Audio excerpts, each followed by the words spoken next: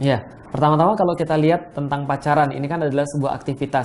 Maka di dalam Islam, senantiasa setiap aktivitas dalam hidup manusia itu ada hukumnya, ada pandangannya Islam terhadapnya. Nah, bagaimana pendapat Islam terhadap aktivitas-aktivitas pacaran? Maka kita lihat dulu, ngapain sih sebenarnya orang ketika pacaran gitu kan ya. Ada orang bilang, wah saya pacaran nggak ngapa-ngapain kok. Berarti dia bohong. Lah kenapa? Kalau nggak ngapa-ngapain, ya ngapain pacaran kan gitu. Berarti pacaran pasti ada sesuatunya. Oh ngapain kamu? Saya cuma pegangan tangan doang kok. Oh, nggak mungkin. Nah kenapa? Kalau andaikan dia pacaran mungkin baru sekitar ya seminggu, 2 minggu. Kalau misalnya masih pegangan tangan doang, ya pasti wajar. Tapi kalau sudah pacaran 3 tahun masa pegangan tangan doang, itu berarti ya dia bukan laki-laki sejati kan gitu kan ya. Nah maka pasti ada aktivitas-aktivitas yang berbahaya di dalam pacaran itu. Pun pegangan tangan saja antara bukan mahram itu sudah menjadi suatu masalah. Pun interaksi saja ketika Allah tidak memperbolehkan itu juga sebuah masalah. Maka dari situlah kemudian di dalam Islam pacaran itu tidak dikenal, karena interaksi laki-laki dan wanita yang saling mencintai di dalam Islam cuma dikenal satu, yaitu adalah menikah. Nah maka tidak ada yang namanya pacaran, tidak ada yang namanya berkasih sayang padahal bukan mahram gitu kan ya. Karena Rasulullah Shallallahu Alaihi Wasallam senantiasa berpesan kepada kita, jangan kalian berkholwat dengan seorang wanita yang bukan mahram, karena yang ketiganya adalah syaitan. Jadi la yakhuluna ahadukum bi imra'atin, tidaklah seseorang itu berkhulwat dengan seorang wanita yang bukan mahramnya illa inna syaitana thalathiha, kecuali syaitan itu akan bersama dia menjadi yang ketiga. Nah, jadi begitu. Sebenarnya di dalam Islam sendiri itu mengajarkan pacaran itu ada nggak sih? Nah, tadi di dalam Islam tuh ketika seseorang laki-laki menyukai seorang wanita atau wanita menyukai seorang laki-laki, dalam sejarahnya dalam masa Rasulullah Shallallahu Alaihi Wasallam itu cuma ada satu pelampiasan, yaitu adalah menikah. Gitu kan ya, ketika mereka misalnya saling suka ya sudah menikah. Nah itulah yang diajarkan di dalam Islam. Jadi tidak ada aktivitas semacam pacaran, jalan-jalan berdua, pergi nonton berdua, makan berdua gitu kan ya. Lalu kemudian apalagi nyontek berdua gitu kan ya. Itu nggak ada di dalam Islam. Apalagi baper-baperan itu nggak ada di dalam Islam. Jadi hidup di dalam Islam itu sangat realistis dan produktif. Serta menjauhkan diri daripada maksiat demi maksiat. Dan semua orang tahu laki-laki itu punya nafsu, dan ketika dia punya nafsu, ketika bersama dengan seorang wanita, dia pasti akan kemudian menginginkan untuk melampiaskan nafsu tersebut. Nah, pacaran memberikan jalan buruk untuk di situ. Karena itulah Islam melarang proses seperti ini. Perbedaan pacaran sama ta'aruf itu seperti apa? Oh jauh, jadi gini ceritanya. Kalau di dalam Islam itu tidak mengenal pacaran, bukan berarti lantas kita harus menikahi orang seperti kucing di dalam karung, seolah-olah kita tidak tahu apapun tentang dia.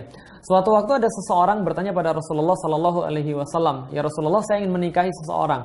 Rasul bertanya pada sahabat itu, kamu sudah melihatnya belum? Oh belum. Lihat dulu kata Rasulullah. Nanti kamu akan mendapatkan dari situ, gitu kan ya. Mendapatkan apa? Oh banyak. Yang kita sukai, yang kita tidak sukai, yang kita cari apa. Nah disitulah kemudian ada yang namanya proses ta'aruf atau mengenal. Dalam proses perkenalan ini sangat jauh berbeda dengan proses yang namanya pacaran. Apa perbedaannya? Yang pertama, yang namanya ta'aruf itu memerlukan ada jangka waktu, yaitu adalah yang disepakati. Jadi sampai kapan kita melakukan proses ta'aruf ini? Sampai minggu depankah? Sampai pekan depankah? Bulan depankah? Ataukah sampai kapan? Yang waktu yang ideal sampai kapan? Walau misal nggak ada waktu yang ideal. Kadang-kadang orang memerlukan 2-3 bulan, kadang-kadang orang memerlukan lebih daripada itu. Tapi yang jelas lebih cepat lebih bagus. Ya 3-4 bulan atau 6 bulan saya rasa mencukupi ya untuk mengenal satu sama lain. Lah tapi kalau ta'arufnya 3 tahun, lah itu mengenali atau nyicil gitu ya. Nyicil motor 3 tahun, nyicil rumah 15 tahun, itu bukan ta'aruf, itu namanya modus. Itu yang pertama. Jadi ada batas waktunya. Yang kedua, ta'aruf tidak memperbolehkan seseorang untuk berkholwat. Apa itu berkholwat? Berdua-duaan, bukan mahram, yang tidak ada kemudian mahramnya di situ. Berarti ketika seseorang berta'aruf dengan seseorang yang lain, maka dia harus ditemani dengan mahramnya. Seorang anak perempuan ditemani oleh ayahnya, seorang anak perempuan ditemani oleh kakak laki-lakinya misalnya, untuk kemudian bertanya jawab di situ yang diperlukan untuk masa depan. Misalnya contoh, yang paling diperlukan untuk pernikahan kan misalnya visi. Nah ditanyakan visi hidupmu seperti apa, agamamu seperti apa, bagaimana kamu memandang tentang Islam, bagaimana kamu memandang tentang kehidupan, bagaimana menurutmu yang paling penting dalam kehidupan ini. Kalau kita punya anak nanti, anaknya mau seperti apa? Ya ditanya semua visi-visinya di situ. Nah kalau nanti sudah didapat visi misinya di sana, maka insya Allah bisa kemudian kita untuk melanjutkan pernikahan atau malah meninggalkan pernikahan itu untuk mencari calon yang lebih cocok. Nah itu adalah ta'aruf. Jadi ada dua, satu waktu, yang kedua adalah khalwat tadi tidak ada di dalam ta'aruf. Ada contoh kasus juga yang menyebutkan bahwa dia ingin mengatakan pacaran, tapi dia ingin mengatakan pacaran secara Islami. Nah, pendapat Ustaz sendiri itu seperti apa? Mengatakan pacaran secara Islami itu sama seperti mengatakan ada judi yang Islami. Ya, judi kok Islami, Islami kok judi kan gitu kan ya. Apakah misalnya ketika seseorang berjudi lantas kemudian dia katakan, oke baik bapak-bapak sebelum kita mulai perjudian ini marilah kita rapatkan softnya gitu kan ya. Ayo keluarkan infaknya, kita berdoa dengan nama Allah gitu kan ya. Bismillahirrahmanirrahim, semoga apa yang kita lakukan ini menjadi barokah di sisi Allah. Lantas apakah menjadi legal? Oh, tidak bisa. Bagaimanapun juga aktivitas haram tidak bisa kemudian menjadi sesuatu yang halal ketika dicampurkan dengan kebaikan. Wala talbisul haqqo bil batil. Tidak bisa mencampurkan antara perkara yang hak dan perkara yang batil, tidak bisa. Maka suatu pacaran aktivitasnya tidak bisa serta-merta menjadi halal ketika baik dek kita nggak usah pacaran dengan gaya konvensional, kita pacaran sekarang dengan gaya syariah. Bagaimana? Pacarannya di ini ya pelataran masjid atau di bawah beduk gitu. Nggak akan menghasilkan sebuah pacaran yang Islami.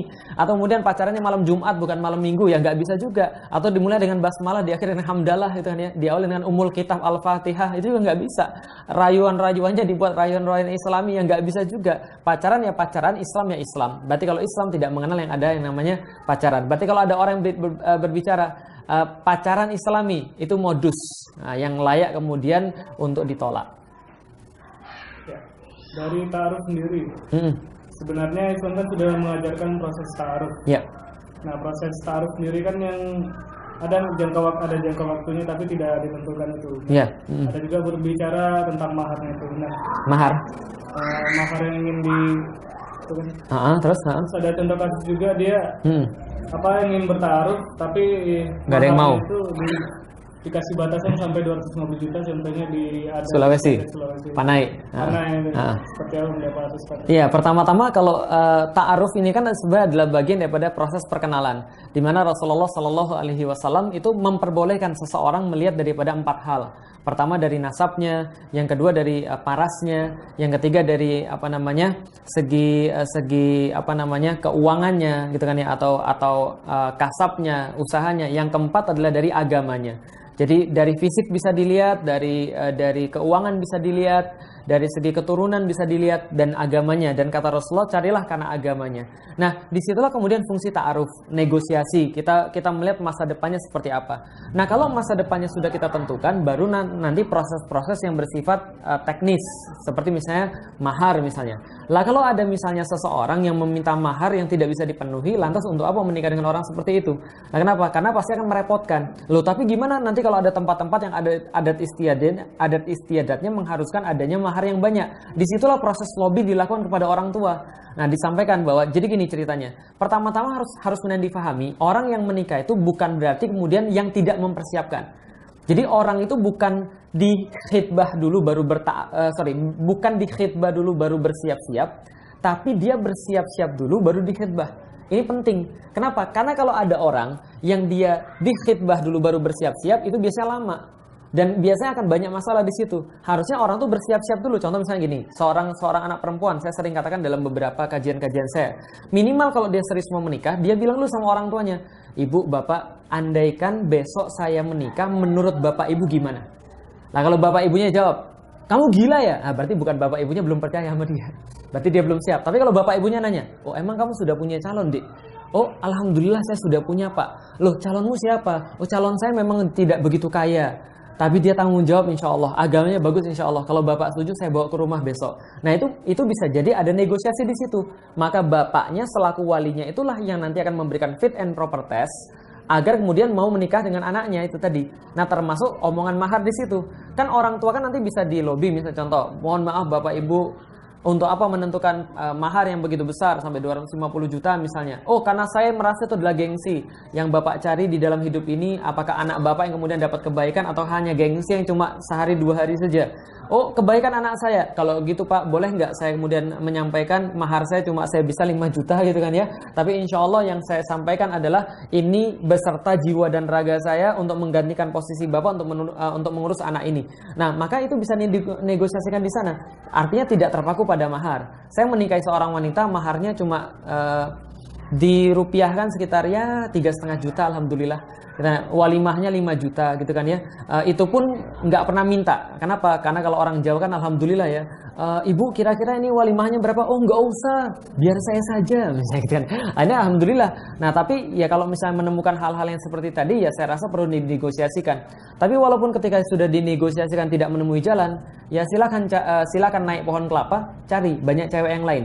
Oh saya nggak mau, saya maunya cewek itu saja. Berarti Anda niatnya bukan karena Allah. Karena kalau Anda niatnya karena Allah, Anda cari sesuatu yang bisa memenuhi jalan Anda pada Allah. Sebenarnya faktor seperti apa sih yang mempengaruhi dan meracuni pikiran umat muslim bahwa pacaran itu sah dilakukan, sedangkan di Islam sendiri tidak boleh dilakukan? Orang-orang barat senantiasa menjejali kepala kita dengan referensi-referensi kebahagiaan semu yang mereka tanamkan lewat film-film yang senantiasa ditonton oleh anak-anak muda. Makanya kan itu disederhanakan dengan food, fun, and fashion. Nah ada food, ada fun, ada fashion. Dan pacaran termasuk dalam fun. Bagaimana kemudian orang-orang ketika melihat misalnya contoh film ganteng-ganteng sering gila misalnya, dan ya, yang kemudian cowok dan cewek, cowoknya ganteng, sisirannya bagus, naik motor bagus, tiba-tiba kemudian ketemu dengan cewek, lalu kemudian berpelukan. Film-film barat juga seperti itu, Hollywood, Twilight dan sebagainya gitu kan ya. Wah, pokoknya yang namanya bahagia itu ketika laki-laki yang ganteng bisa ketemu dengan perempuan idamannya, lalu kemudian bisa memadu cinta ketika masih muda dan melampiaskan segala-galanya. Nggak ada yang kemudian seperti itu. Karena kenapa? Coba kita lihat teman-teman sekalian. Berbicara tentang pacaran itu tidak akan lengkap kalau Anda tidak berbicara tentang fakta. Nih coba lihat, apakah betul ada korelasi antara kebahagiaan dengan pacaran? Coba lihat baik-baik. Nih, negara yang paling banyak perceraian di dunia itu ada 3, Rusia, Belarusia, Ukraina. Itu ada suatu sumber yang mengatakan seperti itu. Amerika yang kemudian menjadi sumber daripada gambaran kebahagiaan tadi yang diekspor lewat film-film mereka itu ternyata perceraian mereka itu di atas 50%, lebih bahkan. Mungkin sekarang sudah 60% atau sekian. Artinya apa? Di antara 2 orang yang menikah itu satu kemudian mereka gagal menikah. Broken gitu kan ya rumah tangganya. Kenapa bisa begitu? Ternyata lamanya mereka pacaran tidak berpengaruh terhadap kemudian kelanggengan pernikahan. Nah artinya kalau gitu apakah orang tidak pacaran atas langgeng? Enggak juga. Ada orang yang nggak pacaran juga nggak langgeng juga. Artinya langgeng dan tidak langgeng tidak ada korelasinya dengan pacaran. Karena ternyata orang-orang yang sudah pacaran pun banyak yang bercerai, orang-orang yang nggak pacaran pun juga ada yang banyak bercerai. Kalau gitu apa yang menyebabkan kemudian orang-orang bisa langgeng di dalam rumah tangga mereka? Ini yang diselesaikan oleh Islam. Islam tidak mengharuskan ada seseorang yang bertemu dengan waktu sedemikian lama, beraktivitas dengan aktivitas-aktivitas yang sudah sampai aktivitas rumah tangga, gitu kan ya. Mulai dari panggilannya mami, papi, sekarang beb, ai, gitu kan ya, karena dia bebek dan ayam gitu kan ya. Kemudian manggilnya apalagi misalnya mami, papi, kalau sudah misalnya SD manggilnya papi, mami. Sudah SMP panggilannya sudah sudah kakek dan nenek. Mungkin kalau sudah kuliah almarhum dan almarhumah kan gitu kan ya. Nah, ini mulai dari panggilan sampai aktivitas, Masya Allah. Pemberian bunga, gandengan tangan, ciuman di depan umum, rangkulan, belum nanti di kamar dan sebagainya. Kan kalau di kamar kan nggak mungkin kerokan berdua, atau mungkin main catur kan nggak mungkin. Lah pasti ada aktivitas-aktivitas yang berbahaya di situ. Ini yang kemudian kita sampaikan. Itu semuanya. Nah, tapi ternyata kelanggengan itu dipengaruhi oleh visi hidup. Karena seseorang tuh ketika punya visi hidup, dia pasti akan langgeng. Contoh misalnya, ada seseorang yang dia punya visi yang sama. Kita mau kemana sih? Kita mau ke Jogja. Benar mau ke Jogja? Iya. Kenapa kamu mau ke Jogja? Karena gini loh. Ini loh Jogja begini. Kenapa gini? Ini begini. Kenapa kamu nggak ke Bandung? Karena di Jogja ada yang kita tidak bisa temukan yang ada di Bandung. Kenapa nggak ke Papua? Karena di Jogja ada sesuatu yang nggak kita temukan di Papua. Benar mau ke Jogja? Benar. Alasannya kuat. Insya Allah. Kalau benar visinya, sampai di Jogja, baru nanti kita akan berpisah. Tapi kalau misalnya visinya nggak jelas itu, kamu mau kemana? Mana aja deh, yang penting aku bahagia kalau sama kamu. Itu sudah pasti nanti ada masalah. Lah kenapa? Karena itu visinya nggak jelas. Nah di dalam Islam visinya jelas. Untuk apa kita menikah? Ini adalah bagian daripada ibadah. Kita melengkapi agama. Karena saya tahu ketika saya tidak menikah, saya tidak akan sakinah. Maka Allah katakan, di dalam Al-Quran, wa min ayatihi an khalaqalakum min anfusikum azwajan litaskunu ilaiha. Pertama kali kenapa orang menikah? Litaskunu, sakinah. Sakinah itu asal katanya seperti kata di dalam pelajaran tajwid sukun. Sukun itu apa? Berhenti, stabil. Bahasa Jawanya mapan. Artinya apa? Kalau orang mau nyari seorang laki-laki yang mapan, nggak mungkin ada pada jomblo. Pasti sudah ada pada laki-laki yang menikah. Nah, kalau jomblo itu pasti nggak mapan, nggak stabil, begini goyang-goyang terus. Nah, pas sakinah, baru berhenti dia. Nah, ini sakinah. Nah, itulah kemudian di dalam Islam. Nah, ada visi yang bersama kita raih. Kenapa kamu menikahi saya? Karena saya mencintai Allah. karena saya berada dalam agama Allah. Saya pengen berada dalam din ini, dan kamu adalah penenang saya dalam din ini, yang menyokong saya dalam din ini, membantu saya untuk memperjuangkan Islam. Andai kan ada sesuatu kemudian yang salah, tolong ingatkan saya. Andai kan ada yang benar, tolong dukung saya. Dan tolong sampaikan sama keturunan-keturunan saya. Sampaikan pada mereka bagaimana bapaknya berjuang. Dan tolong buat mereka agar berjuang bersama bapaknya. Ini dakwah ini. Nah, maka selama ada visi itu, mereka tidak akan pernah kemudian mempunyai masalah besar di dalam hidup dia. Ini yang menyebabkan kelanggengan di dalam pernikahan. Artinya kalau orang sudah masih muda, dia memahami konsep ini, hidupnya langgeng. Tapi walaupun dia sudah dewasa, sudah tua, dia tidak paham konsep ini, nikah cerai. Mau berapa hari? Nikah karena wajah. Setelah nikah 3 hari kemudian rumput tetangga lebih hijau. Gitu kan ya? Nikah karena apa? Nikah karena harta. 3 bulan kemudian sudah balik nama, ceraikan. Racun mati kalau perlu, gitu kan ya. Nah, ini benar menjadi masalah besar. Nah, jadi artinya ini yang kemudian harus dihilangkan. Kenapa orang kemudian merasa saya harus pacaran? Karena mereka merasa bahagia di situ. Enggak ada. Di dalam Islam itu bahagia adalah taat. Makanya Allah katakan di dalam Al-Quran, Alladzi anzala sakinatan fi qulubil mu'minin, artinya bagi orang-orang yang taat Allah berikan bahagia. Tapi bagi orang-orang yang maksiat Allah tidak bakal berikan mereka bahagia. Yang ada pasti kosong rasanya, bingung, ini saya mau apa lagi. Lihat orang-orang pacaran, nggak mungkin nggak pernah marahan, pasti marah. Dan marahan orang pacaran itu nyakitkan. Dan ketika Anda sudah selesai pacaran, minimal Anda akan dibilang sebagai apa? Mantan. Nah, kalau nggak mantan, bekas, gitu kan ya. Masya Allah, siapa dia? Itu bekas gue. Gitu kan ya. Itu yang kemudian menjadi apa namanya? Menjadi gelar Anda. Tapi tidak dengan ta'aruf. Orang nggak pernah dipegang, nggak pernah dirayu dengan berlebihan, gitu kan ya. Nggak pernah kemudian diapa-apakan. Kalau kemudian nggak jadi, ya terhormat. Gitu. Sebenarnya anak-anak muda sendiri sudah berhak belum sih untuk mengatakan saya pengen melamar dia, saya pengen menikahi dia. Dan sementara syarat sah untuk menikah sendiri itu seperti apa sih? Ya, syarat sah untuk menikah jelas adanya wali gitu kan ya, adanya akad, lalu kemudian adanya mempelai gitu kan ya, laki-laki dan perempuan, bukan laki-laki dan laki-laki gitu kan ya. Kalau laki-laki dan laki-laki bukan menikah, itu berantem namanya, jelas ya. Jadi itu sudah jelas lah, rukunnya sudah jelas, syaratnya sudah jelas gitu kan ya. Nah, lalu kemudian kapan seseorang itu dikatakan siap untuk menikah? Gampang saja sebenarnya. Kalau dikatakan siap, mungkin nggak akan ada yang siap. Tapi ketika ditanyakan pada saya, misalnya contohnya, kenapa saya menikah? Saya mikir begini, kalau saya nggak nikah, saya pasti bermaksiat. Nah, maka kalau saya sudah berpikir begitu, berarti antum sudah wajib untuk menikah. Karena kalau antum tidak menikah, antum akan bermaksiat. Lah kenapa? Dan maksiat itu harus dijauhi, maka nikahlah. Ketika ngisi gitu kan yang nggak tenang lah, kenapa? Belum sakinah tadi, belum mapan, belum stabil. Nah, maka nikahlah. Kalau misalnya sudah merasa oke, ini saya tahu, saya sudah belajar agama, saya sudah tahu kemudian tentang kewajiban-kewajiban sebagai seorang laki-laki, saya sudah tahu kemudian visi saya seperti apa. Nah, sekarang saya perlu apa? Melengkapi setengah agama saya, nikah. Insya Allah akan menyiapkan semuanya. Allah akan memberikan kemudian ketetapan hati di situ, insya Allah. Tapi kalau misalnya masih SD, lalu ada seseorang yang ketika baca buku udah putusin aja, dia bilang begini, saat saya sudah baca buku udah putusin aja, oh bagus, dan saya putusin pacar saya, bagus, dan sekarang saya masuk rohis, bagus. Tapi Ustaz, di rohis ada satu yang cantik banget Ustaz, Masya Allah Ustaz. Loh, maksudmu gimana? Ya Ustaz, dan saya sekarang menghitbah dia. Hah? Kalian menghitbah? Lalu kemudian saya tanya, rencana nikahnya kapan? Ya insya Allah setelah 8 tahun lagi setelah lulus kuliah. Itu modus, saya bilang gitu kan ya. Antum ngetek namanya, dan itu perbuatan yang sangat tidak jantan. Nah kenapa? Karena antum menghalangi rezeki orang lain gitu kan ya, yang sudah siap, yang memang sudah siap menikah dan sudah siap untuk melamar dia. Tidak boleh gitu kan ya. Kalau memang kamu sudah siap nikah baru lamar. Nah kalau tanda-tanda siap nikah apa? Kamu datang ke tempat bapaknya, yakinin bapaknya, dan kalau bapaknya sudah yakin dan bapaknya bilang, oke, besok kamu menikah, kamu sudah siap. Nah tapi kalau belum, jangan coba-coba. Karena laki-laki itu tidak boleh mencoba-coba sesuatu yang tidak bisa diselesaikan. Oke, terakhir Ustaz, Ya. Saya minta Ustaz pandangan sebagai orang tua. Orang tua ya, luar biasa. Memandang anak-anak zaman sekarang ini seperti apa sih pergaulannya, dan saya juga minta tips and tricks bagaimana menghindari pergaulan yang Luar biasa, saya harus bijak kali itu ya.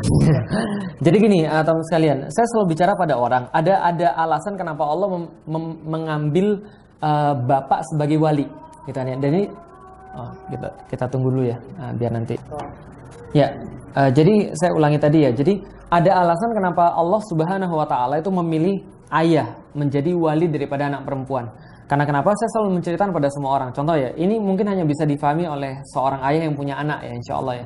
Saya punya anak perempuan yang pertama namanya Alila.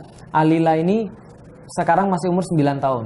Dia lahir pada tahun 2008. Tapi ketika dia lahir pada 2008, itu 2012 itu saya buat satu puisi judulnya Alila Sofia Asyarifah, nama anak saya 2032. Itu yang saya pikirin. Mungkin ketika saat itu dia sudah minta nikah sama saya, itu saya nulis sampai nangis. Dan ya, kenapa? Saya membayangin ketika nanti suatu waktu, ketika saya harus menikahkan dia, saya harus kemudian menjabat seorang laki-laki yang mungkin saya juga baru kenal, karena dia juga baru kenal, dan saya harus menyerahkan anak saya sudah saya bina selama belasan tahun atau puluhan tahun kepada seseorang yang saya baru kenal. Yang mungkin berkelebat di dalam kepala saya waktu itu saya pikirin adalah semenjak dia lahir gitu kan ya, kemudian saya azanin gitu kan ya, di telinga dia untuk mengenalkan kalimat Allah langsung dari lisan saya sebagai bapaknya, dan saya pengen itu seolah-olah semua yang saya bisa ingat di dalam ayat-ayat Quran yang saya hafal itu semua saya bacakan pada dia. Begitupun ketika dia sudah gede, begitu sayang saya pada dia, saya melindungi dia dari segala macam bahaya, segala macam kesulitan gitu kan ya. Saya berikan makanan yang terbaik, saya kerjakan yang terbaik dalam hidup saya untuk mempersembahkan apapun yang saya bisa terbaik untuk dia, buku-buku terbaik, Quran-Quran terbaik, hafalan-hafalan terbaik, segala macam lah. Ketika dia masuk SD, dia masuk TK, saya masih ingat banget, saya bilang sama dia, Alila jangan pernah main sama cowok ya. Nah, kenapa? Karena Abi nggak suka. Karena dia pernah foto sama cowok, terus kemudian saya marahin habis-habisan. Nah, kenapa saya bilang hati-hati, cowok tuh banyak modusnya, padahal dia masih TK gitu kan ya. Nah, saya marahin habis-habisan, dan kenapa? Karena saya membiasakan bahwa ini duniamu berbeda dengan laki-laki. Saya bilang kalau ada laki-laki yang ganggu kamu nanti kasih tahu Abi siapa namanya. Kalau seandainya kamu sudah lapor gurumu 3 kali dan gurumu nggak mau ngerekam, itu kasih tahu Abi siapa namanya, nanti Abi bakar rumahnya gitu kan ya. Sampai seperti itu nyala. Kenapa? Karena perlindungan seorang ayah pada anak perempuan itu lebih besar daripada anak laki-lakinya. Itu sudah semua orang sudah tahu. Lah kenapa? Karena itu naluri perlindungan seorang laki-laki pada anak perempuannya itu besar sekali. Nah, jadi kita bisa bayangkan ketika seorang laki-laki, bapak itu kemudian memegang tangan seorang laki-laki yang lain dan menyerahkan anaknya, dalam pikirannya itu apa? Berkelebat seluruh kemudian apa yang pernah dia lakukan untuk anaknya, dan pertanyaan dalam kepalanya adalah apakah anak laki-laki di depan saya ini yang saya serahkan anak ini kepada dia bisa melakukan minimal sebaik yang saya lakukan. Itu dalam pikirannya. Nah, kenapa? Antum bisa bayangkan belasan tahun dia jaga anak ini dengan hal yang paling baik, dengan kemudian perkataan-perkataan paling baik, nafkah yang paling baik, yang paling halal, yang dia kemudian pentingkan anak ini lebih daripada dirinya sendiri. Dia punya harapan besar pada anak ini, lalu lantas harus dia serahkan pada seseorang yang dalam pikiran dia, anak ini mampu nggak berbuat sebaik saya minimal, atau lebih baik daripada saya, alhamdulillah. Jangan-jangan lebih jelek daripada saya. Mampu nggak anak ini memberi makan seperti saya kasih makan dia? Sabar pada anak ini seperti saya sabar pada dia untuk mendidiknya. Kemudian memberikan kebaikan pada ini, menuntunnya ke surganya Allah, menghalangi daripada nerakanya Allah. Anak ini mampu atau tidak? Atau jangan-jangan nanti dia sia-siakan anak ini kemudian setelah diberikan. Itu dalam pikiran seorang ayah. Nah, artinya apa? Saya sudah bilang dari awal tadi. Makanya bapak itu dijadikan sebagai yang memberikan fit and proper test. Ini mampu nggak ini orang ini menggantikan posisi saya gitu loh maksudnya. Lah, kalau seandainya kemudian seorang bapak sudah melakukan seperti itu, maka itulah seharusnya memang dia jadi wali. Maka saya bilang kalau ada seorang laki-laki, dia suka sama seorang wanita, lantas dia cuma mendatangi wanita tadi, lalu kemudian melakukan apapun pada wanita ini tanpa izin bapaknya, laki-laki semacam ini banci. Lah kenapa? Karena yang punya bapaknya gitu loh maksudnya. Yang punya tuh bapaknya, yang ngurus dari awal tuh bapaknya. Ayo datang bapaknya kalau berani. Datang pada bapaknya, yakinin bapaknya, kenapa anak ini bisa kemudian dapat pada Anda. Yakinin pada dia bahwa bapaknya, apa sih kemudian yang menjadi visi bapaknya. Saya sekarang bisa menggantikan. Sebagaimana ketika saya ngambil istri saya dari bapaknya, saya bilang, Pak, bapak sudah cukup baik untuk kemudian mendidik anak ini. Sekarang beri saya kesempatan untuk menggantikan posisi bapak untuk mengurus anak ini, insya Allah sebaik yang bapak lakukan. Kalau saya bisa lakukan lebih baik, insya Allah saya lebih baik lakukan. Nah, ini seorang anak harusnya. Nah, ini kemudian hubungan realistis yang dibangun di dalam Islam. Yang harus menjadi sebuah pemikiran setiap laki-laki yang jantan tadi. Kalau Anda memang jantannya gitu. Baik, tips and tricks dalam pergaulan zaman sekarang ada 3 yang selalu saya sampaikan. Yang pertama adalah akidah. Akidah adalah kenapa kita melakukan sesuatu itu adalah akidah. Why? Yang kedua adalah ketika akidah kita sudah benar, kita tidak bisa melepaskan daripada yang kedua, yang menjadi titik lemah semua orang yang sudah merasa akidahnya sudah baik, yaitu adalah jamaah. Maka jamaah ini harus juga baik. Kita tidak mungkin menggabungkan diri dalam jamaah. Kita tidak mungkin sendiri-sendiri. Sendiri-sendiri pasti akan sulit untuk mempertahankan akidah. Maka bergabung dengan jamaah yang baik. Yang ketiga adalah aturan daripada institusi. Dalam hal ini negara. Jadi akidah, ukhuwah, syariah. Jadi akidahnya harus kuat, ukhuwahnya harus benar, berteman dengan orang-orang yang baik. Yang ketiga, syariah itu harus diterapkan. Kalau nggak susah. Bagaimana kita menjaganya secara berkelompok, tapi ternyata negara ini memperbolehkan serbuan kemudian budaya-budaya asing yang tidak sesuai dengan Islam, yang membuat orang-orang pengen melakukan sesuatu itu. Kita ngomongin nggak boleh pacaran, kita ngomong ini kemudian di dalam syariat Islam. Sementara film-film itu terus diproduksi, film-film yang nggak mutu terus diproduksi, tetap dipertontonkan pada anak-anak kita, yang mereka akan kemudian seperti itu referensinya.